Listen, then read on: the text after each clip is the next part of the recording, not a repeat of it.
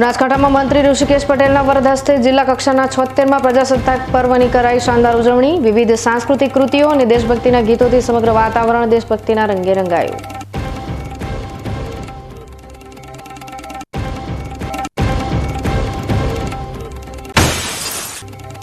જિલ્લાભરમાં 76મા ગણતંત્ર દિવસની ભવ્ય ઉજવણી। શહેરોની સાથે સાથે ગામડાઓમાં ત્રિરંગો લહેરાયો।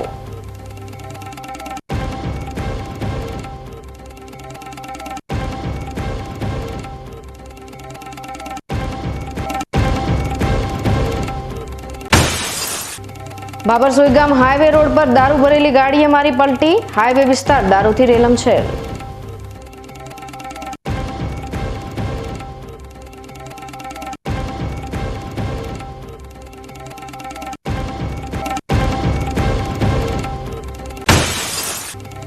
અને સરહદી વિસ્તાર નડાબેટ પર બીએસએફના જાબાઝ જવાનો દ્વારા કરાઈ 26મી જાન્યુઆરીની દબદબાભેર ઉજવણી। પરેડ નિહાળવા ગુજરાત તેમજ ગુજરાત બહારના પ્રવાસી ઉમટ્યા।